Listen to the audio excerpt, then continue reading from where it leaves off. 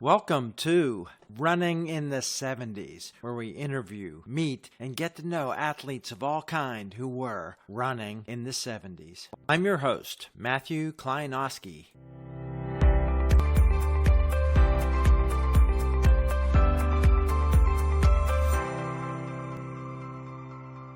On the podcast, we've got an amazing runner with an amazing career on the road and on the track. I'll just spit out some things. State record holder, state champion in cross country and track, record holder, All American at Michigan State, national champion, national record holder, world record holder on the road in the half marathon, world scorer at the World Cross Country Championship. And today, welcome on the podcast, Herb Lindsay. Thank you. It's fun sharing these stories. I don't get a chance to do it very often anymore. There'll be a lot of people who will very much enjoy hearing your stories. Let's go back to the beginning. You've been written about, so the stories are not a mystery. Let's start with your childhood. You were one of many, and then one of more than many more. Tell us a little bit about growing up and then how you got into competitive sports. My childhood was quite a mixture of things, at times traumatic. It was because my father died before I was born. My mother didn't even know she was pregnant. I was born into a family of 6 children, 3 boys, 3 girls, and my mother was 30 years old with 6 children. So it was a tough go to go without a father and to be the baby of the family that really didn't appreciate having a 6th child when she didn't have a husband to help support the whole thing. But she met a widower, and he had 5 boys and 1 girl. And even though it was not a perfect match, they decided to join their families, which was a huge culture shock of these 2 families getting together. And I was number 12 of that family.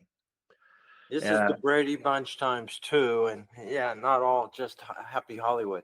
There was a lot of angst, adjusting. There were toxic things that came from the other family that were combined in our family, and there were challenges that happened. The parents were spread thin. So you didn't get a lot of attention from parents, and we lived on meager financial resources. So it was tough growing up. But one of the things that I loved doing as a child was being outdoors. And so my mother called me her outdoors boy. I spent more time outdoors than indoors because it was such a hectic house to live in. I didn't like being the targeted one for my sometimes abusive brothers who would do all kinds of unusual things to me and get me to do silly things. I was mistreated in many ways. My peace was to go out and run in the woods and climb trees and follow the creek to see where it went, and understanding the lay of the land and seeing the change of the seasons and all. It's building shelters in the woods and running to them and finding places to play by myself often. But it meant a widening circle of distances that I was traveling on foot away from home. As a 4-year-old, with my mother caring for a newborn in the house, I wasn't in school yet, and I was venturing more than 1,000 meters away from home by myself as a 4-year-old. Most people wouldn't allow their 4-year-old to take off and go, but older siblings showed me these ways to go up the hill, and I would sit under a cart path that went to a hole on a famous golf course in Grand Rapids, and I would sit there and wait for a golfer to hit a ball into the water, and then I'd go out and pick it up out of the water and try to sell it back to him. 4-year-old tried to sell a ball to. Yeah, that was part of my early childhood. Parents were so busy raising that big family and dealing with the older ones that needed more attention than I did, they said at the time.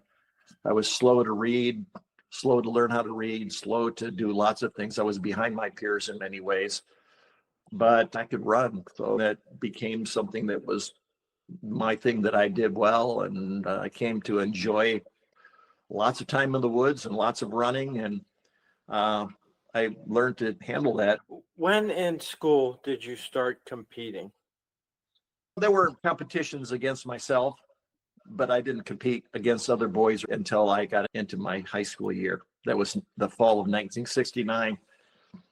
My first big invitational was in a place called Ludington, and it was on a wide golf course opening. You ran down this big wide fairway that was groomed like a carpet. I had a goal of being in the top 10 because I wanted a medal. I wanted to have a medal, something to show my accomplishment.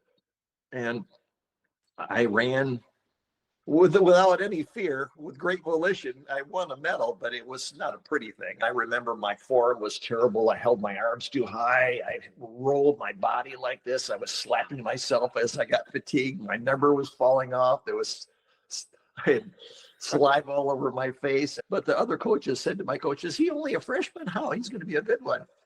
Yeah, I was running against state champions in that race at the time, and I didn't stay with them, but I tried to stay with them for the first half mile. And then I caught people coming home, even though I was falling apart. But that was a start of something. And after my freshman year, very few high school runners competed against me. The only one was my contemporary, Greg Meyer. But we never raced against each other to state meet because we were always in different classifications. Who was your coach then, and was he with you through high school? There was a man named Dale Clark, and he is a famous coach. He's in the Coaching Hall of Fame. There's a plaque at my old high school that features his bust and a description. And its misnomer is Herb Lindsay, one of the Olympian. Yeah, he coached the Olympian Herb Lindsay. Coach Clark coached everything at Reed City High School, Reed City, Michigan. After the war, he coached baseball, basketball, football. And he was the historian of the school district. He was there, and he was preparing to retire when I entered school. But he chose to continue to coach just cross country, just so he could stay with me through my 4 years. He did not know much about distance running, even though he'd been coaching. And so he started asking other coaches when he realized he had a pretty good runner, how can I help this guy get better? He came up with some training strategies that really were a game changer for me. I was able to learn how to challenge myself at a higher level than I ever had before. He was the first one that really taught me how to sustain a pace over the entire distance, which made a huge difference in my late career in high school. What was the training distance, equipment, and the race distance there in 69-70 in Michigan high schools? We were running 2 miles initially, and then it went to 2.5 miles for 1 year. And then we eventually got up to 3 miles. It was still the yards distance. I ran the fastest my senior year of cross country. All my fastest times on the track were in the spring of my junior year. In the fall, I was planning to run under 9 minutes. That was my goal, to run under 9 minutes in track, and as a senior. I didn't have a chance to do that because I became sick with mono through the high school cross country season, senior. And I know I was sick, but I didn't want to stop training, and I wanted to win the state meet. And you did still win. Easily. In fact, my margin of victory was so large that it lasted. They kept a record of it. And so there's this guy named Hunter Jones, who's now in college, a boy from northern Michigan. And he was the one who bettered my, how much can you win by? I think I won by 49 seconds ahead of second place. And second place was like still 15 or 20 seconds ahead of third. I was way out in the lead. I ran under 4:30 pace. Yeah, for 3 miles. And how did that change for you then, your self-image? You're figuring out your identity, as we all did at that age, and now you got your medal as a freshman, you knew you were good at something, and then achieving at that level. How was that changing? How was the sports awareness of cross country and track in Michigan in high school? Where did it stand for football and basketball? It was divisive in some ways, because there were a couple of older guys that I knew that had been pretty good runners at my high school, and I connected with them. I asked them what it took to be a champion and what kind of successes they had and how it made them feel. And I wanted to do more than they had done. it was a small group. There were only 6 people on the cross country team my freshman year, and I was the only freshman. I tried to recruit other guys. Eventually I did, guys that did not match up to football, but football was the king. My senior year, I was elected by a vote of the student body to be the homecoming king. And it was the first year that a non-football player was the king. And so in the yearbook, the high school yearbook, there's a full page picture of the 2 football captains with the queen in front of the victory bell. And the only picture of me is me on a convertible in a parade with the queen, and in the whole court picture where they're all representatives. So there's a little picture of me, and then the big picture, and that really says it all, that football was the most important thing. And some people scoffed at me, and they didn't like the fact that I was getting the attention, but the attention went beyond my own school. I was hungry for it because in that big family, I didn't get a lot of attention. My parents never saw me race ever in high school, ever. They'd come to a single race because they were too busy, and they couldn't show favoritism to go and show someone support. I talk to kids now, and they can imagine that their parents wouldn't come and watch them race now. I personally relate to this a lot. I had a small family, but I had the early death of my parents, and from a small school, and the same thing. No support from family. I was out on my own. What it makes me think is your self-image then, and coming from a family that big, limited financial resources, at what point did you say, I'm going to get to go to college for free and I got to pick where to go? I remember my stepfather, who wasn't very supportive of me in so many ways. I tried to keep my distance from him, literally, for fear of being injured by him. I remember him giving me a ride to school or into town one day, and he was saying, how are you going to make your way to college? I had older brothers in college at the time, and one of them was an athletic trainer at Michigan State University, and he said, there are athletic scholarships, Herb. You can earn an athletic scholarship if you're that good. So I started getting letters after my freshman year. My coach would bring a handful of letters that he had already opened and looked at, but he would hand these off to me, all the schools that were sending me these automatic mailings, right? He told me, you ought to get a job and earn some money. Then you could start paying for college. I said, some people make athletic scholarships. I think I'm going to do that. And he rolled his eyes and scoffed at me. He considered me the laziest one in the family because he would say, when the lawn work needs to be done, you're the one that's going. I still pushed a lawnmower over a 5-acre lawn. I wouldn't push a lawnmower with a creek running through the backyard. But I would go out and spend a lot of time out in the woods, a lot of time playing outdoors, being out on my own, venturing 4, 5, 6 miles away from home through the woods, making a trail where there was no trail.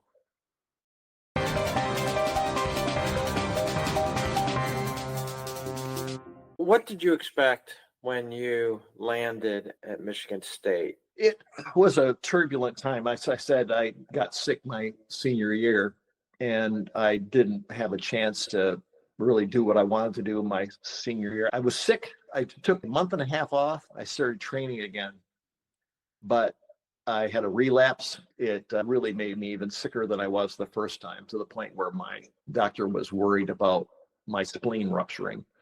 My eyes were yellow, and I was getting jaundice. It was a health risk. Well, it slowed my return. I gained weight.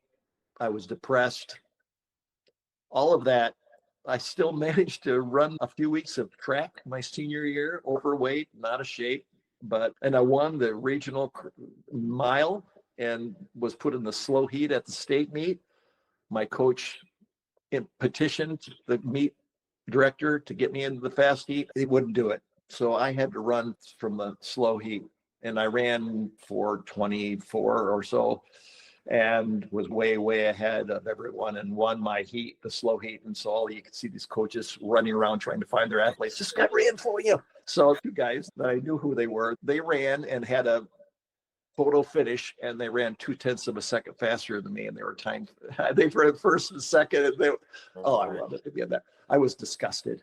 I remember hitchhiking from Mount Pleasant, Michigan to East Lansing, and watched the end of the Class A, another state meet at Michigan State University, and watched the elite runners run there. And I said, I'm going to be able to run against those guys next year. But because I dug myself into such a hole with Bono, I tried to get my fitness back, but it was a slow process when I arrived at campus. I was 5 times a state champion in high school, but it was a long haul to get back up to the level where I felt confident again. And it was so hard I was anxious to be away from home. If it hadn't been for my running, I would have bailed on my first year. If it hadn't been for athletic scholarship, I would have bailed and just gone home because I was overwhelmed. I wasn't eating. The dorm was so noisy.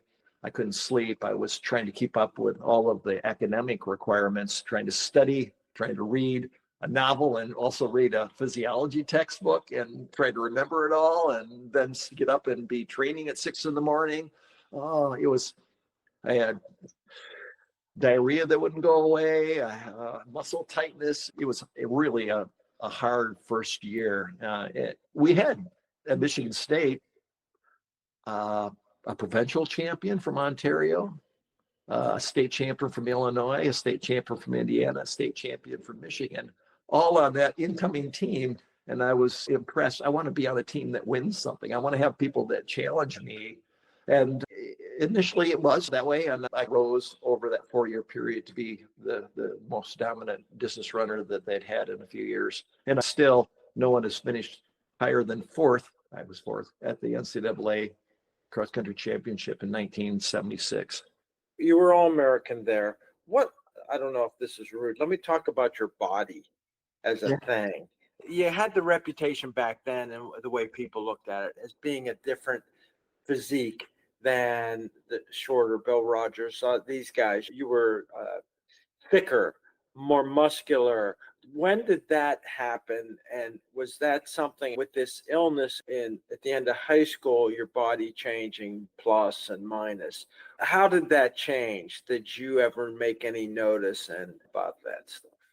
My coach, Clark, when I was a freshman, I was 112 pounds. I was still a boy, a small boy, kind of skinny legs and knobby knees, and my biceps would pop off my arm like that. And but he could see my body changing. He was the one who came to me and said, I want to let you know your body's going through these changes. And I had the same kind of discussions when I was coaching, especially coaching the girls, that you're going to have a little more of a challenge carrying extra weight. But if you practice and you train and you focus on strength, you focus on your strength, you will be a better runner for having that extra weight. And I always appreciated that. I embraced weight work, probably didn't give enough attention to flexibility, but I always prided myself on being an avid climber. I loved to climb trees. I would do all kinds of things with my own body weight. I could do more chin-ups than anyone in my class going up through high school. I had muscular strength. It continued to be a focus for me to be as strong as I could be. Through high school and college, I worked at a canoe livery in West Michigan, driving trucks and pulling trailers, hauling 16 canoes on a trailer, 4 on the truck, and you take it to the landing and you do repeat trips loading these things onto the landing, 17-foot aluminum canoes. And I did that all summer long, and I'd have to go and sit at the landing and wait for the boats to come in. And if the boats weren't coming, I would run on the trails along the river's edge up on the high banks overlooking the river and wait for the boats to come down. So that was a summer training job, and that made me even more muscular. I saw it as a strength. I remember standing on the starting line next to people thinking, this guy's so tall. He's like how much taller than me. He looks so lean and fit. But I found my way to make that body work and saw it as a strength.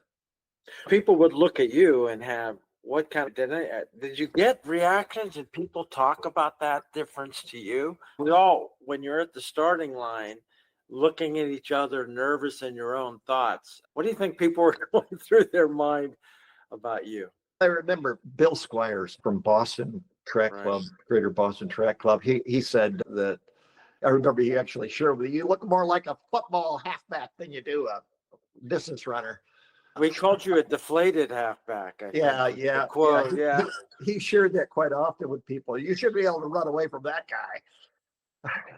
No, I have pictures of my 14 or 15-year-old self running against a 14 or 15-year-old Greg Meyer at a all-comers cross-country run in Wyoming, Michigan, Grand Rapids area. My brother took a whole roll of photos of that, put it in a little book. And my body was just starting to change then. You could see my body, I was getting more muscular. But it wasn't like I was like slabs of muscle like a bodybuilder or anything, but I always had the more muscular definition. As you said, your high school ended with less satisfaction because of your illness. How did you assess your college career, and what did you study at Michigan State? I came to Michigan State without really having an idea of what I wanted to do. And my high school preparation was, I want to say it was poor. I did not challenge myself enough academically. I passed up opportunities to take more advanced mathematics, which was one of my weak areas. I was way behind my peers growing up in lower elementary school for a number of reasons.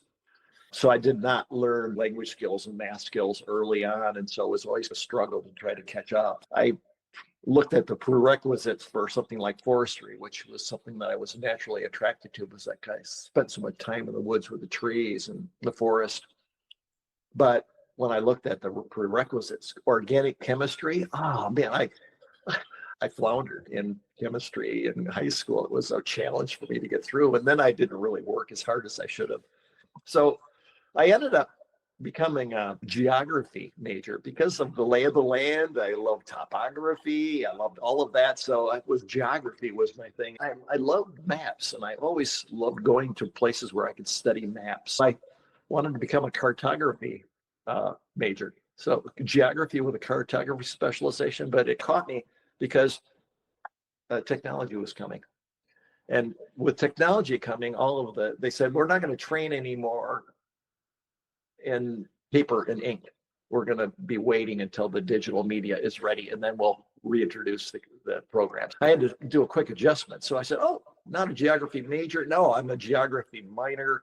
And then I had a general science minor because I loved taking all the introductory classes, the science classes. They had what was called health, physical education, and recreation major, HPR, at Michigan State at the time, and it's since been divided up into different categories. But I became a HPR PE major, but I didn't really fit there either because I remember taking a tennis class. My hand-eye coordination was horrible. I remember the tennis coach, who was the teacher, saying, I have never seen a physical education major who is as unskilled as you are, Herb. You're living on the edges, all these edges of never in the middle.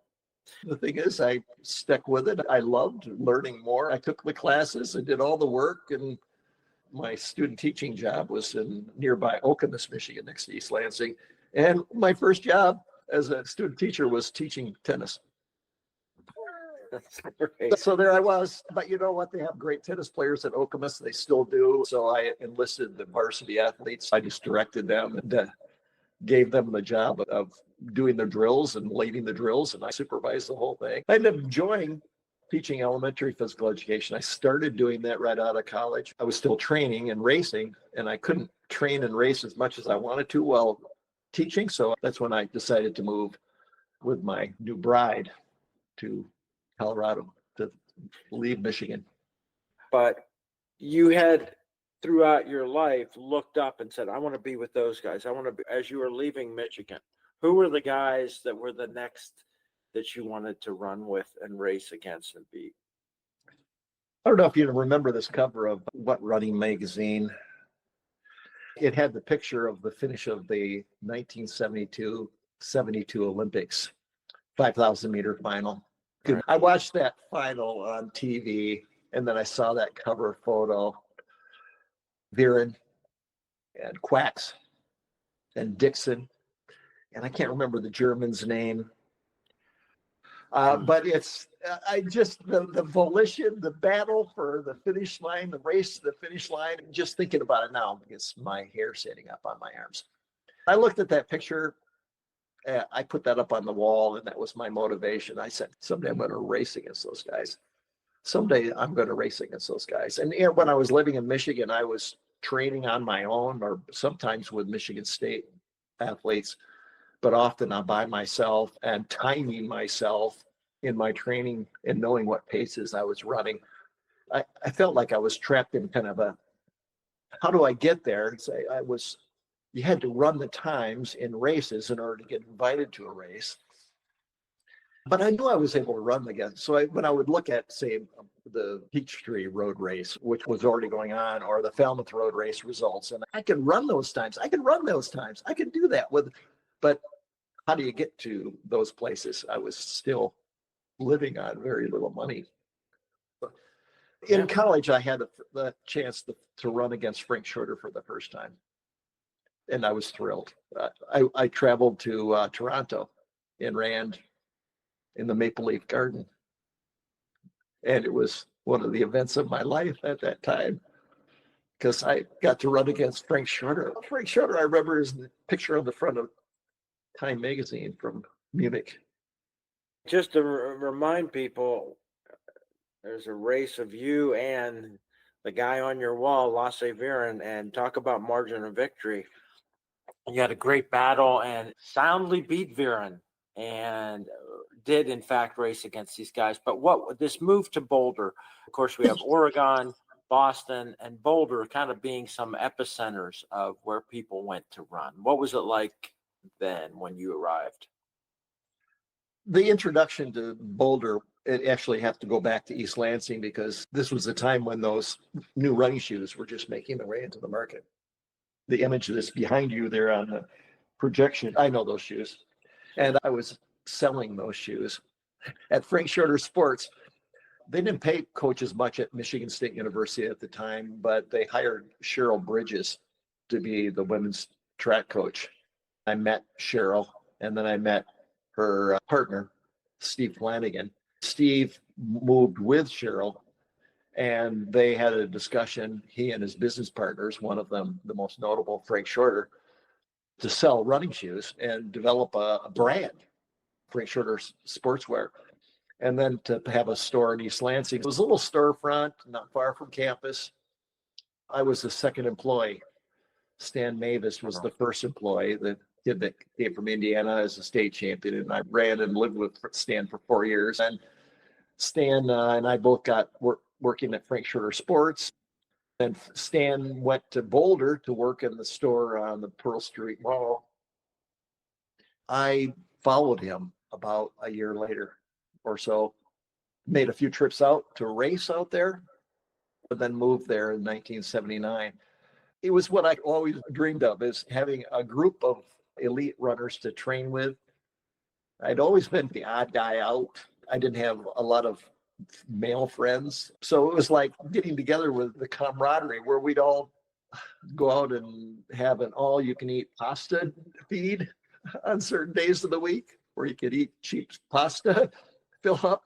The chance to not only train together, but also there was a socializing. We'd have pizza parties at our house. We hosted a couple of New Year's Eve parties, Halloween parties, because there were competitive rock climbers and competitive bicyclists and competitive triathletes all in Boulder. There was some of this was holding hands across the water, across pollination of end uses. So I got to know elite athletes from the different areas, and that was fun. Initially, I was so caught up in it that I started doing other people's workouts and other people's routines. If anything, I probably overtrained. Chuck Hattersley was running 120 miles a week, and it's like, what? 120 miles? I would tell people that I was running 90 or 100 miles a week, but really, I was only running maybe 80 miles a week. Eventually, in Boulder, I came to run my own workouts because some of those group settings didn't always match up to what I thought was best for me. Uh-huh. Did you go on the Sunday runs with the big gang? Often. I came to know someone you've interviewed, Rich Castro. He was probably one of the people who influenced my career path the most in Boulder, because he was not an agent, but he was the one who gave me insights into competition and travel, along with Rick Rojas, who was already there, who already had traveled internationally representing the United States and had already accomplished that. It was a national cross-country champion and was getting invitations to come and run races in different places. It was like that. The invitations came if you were an elite runner. These people guided me through that.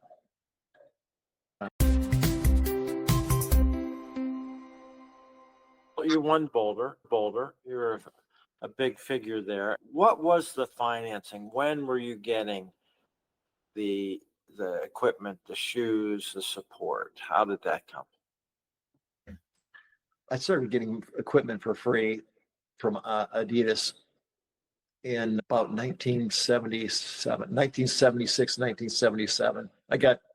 I was hungry for any free equipment because the budget was so tight, and the university would give you shoes, but they weren't always the shoes that were best. And of course, the shoe market was just evolving. It was just starting to take off. I was using racing shoes for training. I remember those first care packages coming and how thrilled I was.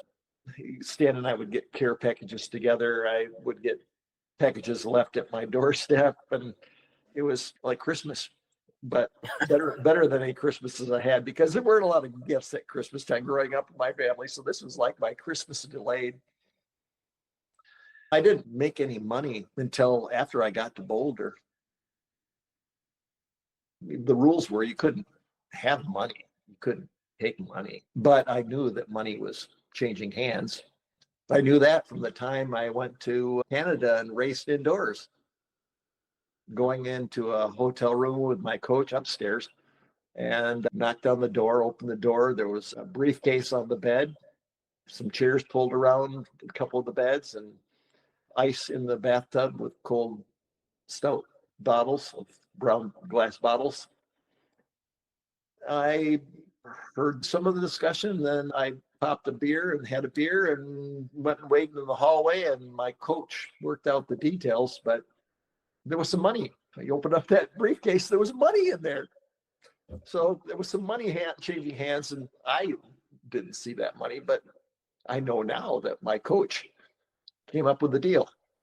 We came here, they paid for our travel. I think we just drove over, but because I finished in the top 3, there was some money that came to my coach. Yeah, the first money I got was, I was actually coach mentored by Rick Rojas, and he told me when we were getting ready to go to this Diet Pepsi. Diet Pepsi was this new brand that was just rolling out. PepsiCo was having these races across the country, inviting you to come and race. And if you were the age group winner at these major regional races, then you were given an airplane ticket and lodging, and given the opportunity to come and run in this Diet Pepsi National Championship. I didn't run one of the qualifying races, but I really wanted to be in that championship race. So I asked Rick, how do I get to that championship race? He had already won a regional championship, and so he was already invited. But he gave me the name of the meet director, the invited athlete coordinator. So I called this guy, and Rick said, ask for one big one. I said, one big one. But for that's $1,000, which was a lot of money for me. So I asked for one big one, and I got $1,000 appearance fee. You went on to win the national championship without going through the normal qualifying route. And I out-raced those people that day because I did something that I was known for doing better than a lot of other athletes, is that I planned my race in response to what the course was offering me. I have told the story of how I won that race, and there were a lot of very good distance runners. I've got a picture of the start of that race. And it was on a calendar for Runner's World magazine. It was like all of these people, just half of a second or maybe a second after the gun was fired. You can identify all these different 25 people through that picture. And I'm grimacing and smiling because I had just gotten an elbow in the neck when Marty Vano from Finland put his elbows up like that at the start and pushed people back because he's tall. He got me with his elbow right in the neck. But I had a specific race strategy around that Pesico World Campus. It was a repeating loop course, and you had to run over these like speed bumps that were corrugated. It was like an imitation brick-like pattern that was worked into the pavement, and it was hard to run fast over that. It was very difficult. You had to slow down because your foot wobbled, but there were humps like that. There were several of them. I planned my race strategy to make a break before we got to those, to gap them. And then I knew the place to run where you didn't have to run across those. I ran really close to the curb, and I was able to gap everyone. And they weren't able to bridge that gap because these things kept slowing them down. And even though they were coming on to me very fast, Tony Stanings from Great Britain came second in that race. He was catching me fast, but he didn't catch me. I won that national championship that day, and that was a launch pad for a career over the next two and a half years. Nobody could beat me. Yeah, you had a spectacular winning rate. Let's talk about a couple more races, ones that you think were significant. Certainly, there was the Cascade runoff. There was the world record in the half marathon. Let's talk about that half marathon. What did you know going in, and what was your goal, and how'd that work? Oh, on that note, I just saw recently that the record just fell again. The first but now it's 58 something for the U.S. record.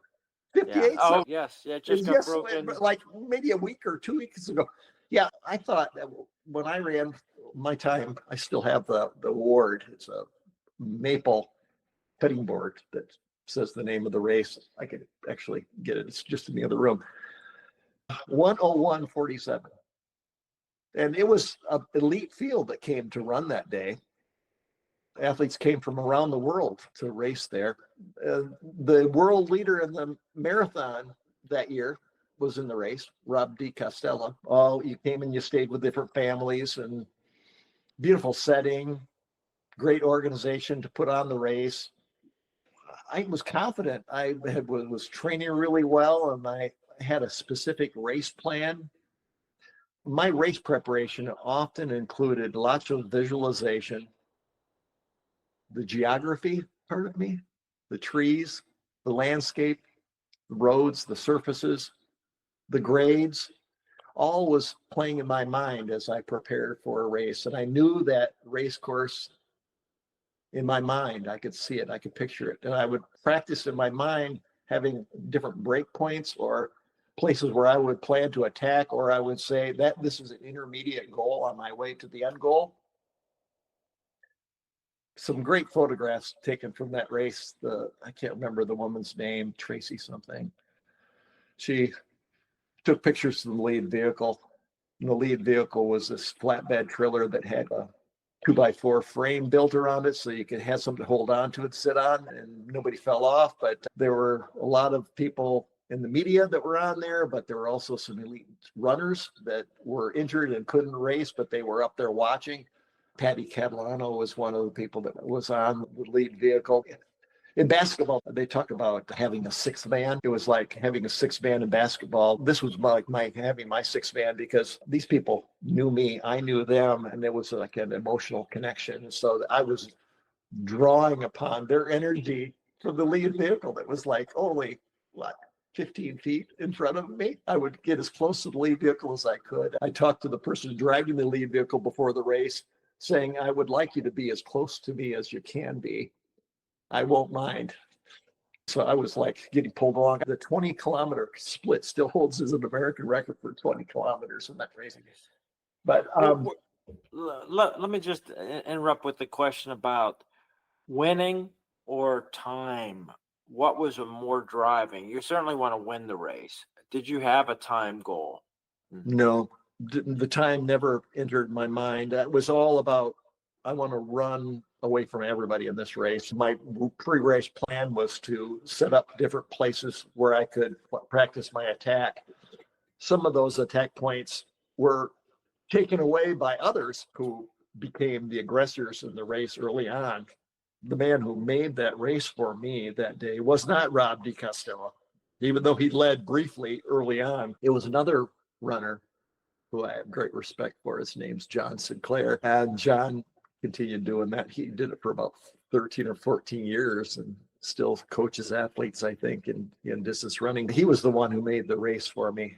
He was the one that was going out and hammering and pulling, really pressing the pace early, and other people were dropping off. The only thing that kept me with John and staying in contact with him is that I had this one break point up ahead, this thing that I had planned in my pre-race planning and my mental rehearsals that I couldn't let him go before he got to that. I couldn't let him go until I got to that point. Was John out in Boulder for a while? Did you train with him at all? John lived in Fort Collins up the Front Range, just north of us. But we saw a lot of each other and ran in the same races. The first time I saw John run was at Cobo Hall in Detroit at the NCAA Indoor Track and Field Championship. I ran the 3 mile, he ran the 1 mile, but I remember watching him run. I was sitting right by the edge of the track, and this guy looked like he was 14 years old. A little guy with a Colorado State jersey and running against these guys that looked like seasoned international competitors. And, he was a feisty runner. I said, I'm going to race against that guy someday. I just know I'm going to be able to race against that guy. And there we were. He hammered and hammered on me. I barely was holding on. His surges were about 200 meters long. He put one in and he would settle in and recover, and then he put another one in. I would catch up to him. This went on for like about a 2 mile section. And then we got to this place where there was a hard left-hand turn. And then my predetermined hilltop goal, there was a white farmhouse with a white picket fence in front of it at the top of the hill, this hill that had a double hill. And I was going to run from that hairpin corner to the top of that hill as fast as I could, like it was the finish line at the top of the hill. So after John had been putting all these surges in, I threw in my surge. He stayed with me for about 200 meters, about the same distance that he had been surging on me. And I just kept surging. I just kept going because my goal was the top of that hill that I prepared myself for with mental rehearsal. I got to the crest of that hill, and that lead vehicle was right there in front of me, pulling me up the hill, and it was still 3 miles from the finish. So it was like, but there was more downhill then coming down into the finish. I worked hard for that race, but it was satisfying. I think I earned the respect of a lot of other competitors, my contemporaries at the time, because it was an elite race. And the fact that I ran away from so many good runners was impressive to them. Yeah. You did travel internationally. We can talk about so many things, and it's World Cross Country Championships. You scored points for the team to finish 6th as a team. How was your experience there? I was always hungry for international competition. I wanted to travel internationally. In fact, this has just become a discussion point recently because I've got a poster that I posted on Facebook to friends that I've had since 1977 from a USSR meet in Sochi on the 1st and 2nd of July in 1977. And I didn't race there, but it was when I was still in East Lansing and starting to teach elementary school. And I wasn't on any international teams, and I wanted to be. So that was a goal, to put that up on the wall, and I had it on the wall. I still have that poster, and I was trying to track down the people who were on the team who might want to have that poster rather than me sending it off to landfill or Goodwill. But I loved running cross country. I wanted to have that experience of representing the United States running cross country. I went to the qualifying race in 1980, but I was reviewing the course, came back to the hotel, and I got a call from my coach with AW at the time, and they said my stepfather had died. I had to make a decision. He was already dead, but this is the stepfather that really, yeah, we made peace, and he'd come to understand me better. I came to understand him better over the years, but I chose not to run the race and to fly back to Michigan for the services. And I could have easily made that team, but I wanted to be on that team. So the next time I had to fly to Pocatello in cold conditions, breaking through ice on ponds that were forming on the racetrack where we raced, a horse racing track at the county fairgrounds. And I was not as fit as I wanted to be. I managed to qualify for the team, and I improved my fitness between then and the race, but something unexpected came up. We were supposed to be going to Poland. We didn't go to Poland because of the political unrest at the time between the Union and the government that was still a Soviet. There was a pope, a Polish pope in Rome. And he said, I heard the story that it was actually proposed by this Polish pope that we moved to Rome. So we got to Rome, and I roomed with Pat Porter. But there was an opportunity. They said, would anyone like to have a private visitation with the Pope? And even though I grew up in the Catholic faith, and I passed up the opportunity to go to Notre Dame on a Catholic scholarship and receive money from a friend who was a grad alumnus who was offering to pay the difference for me to go to Notre Dame, I didn't want to go to Notre Dame because it was like I had this issue with Catholicism. There was some disconnects for me. But the fact that I could meet the Pope, so I put my name in the drawing to have this 2 men, 2 women, 2 coaches from each team that wanted to come.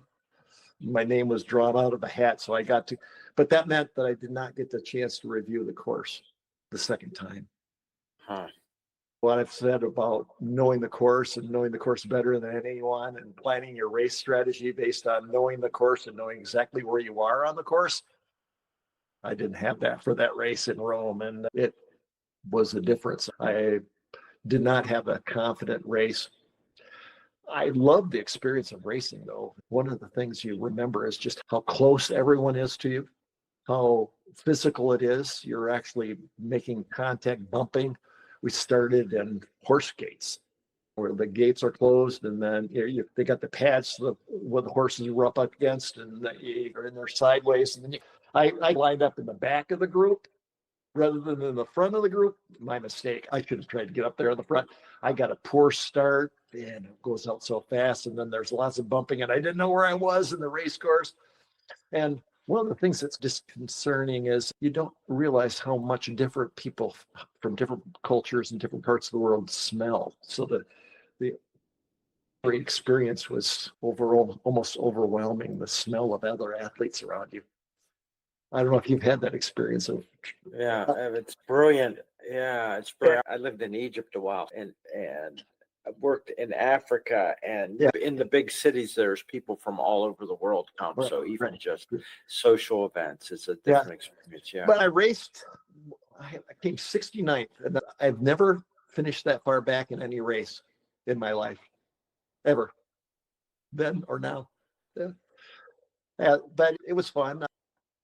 I loved being there and doing the whole racing thing. And Lynn Jennings, I got to know Lynn Jennings, who was one of the early female stars, and it was just fun to travel with other athletes. I wish I would have had the opportunity to do more of the World Cross Country Championships. Because who were your teammates, and how did you guys get along, and how much time did you have to acclimate to time zone change and before the race there?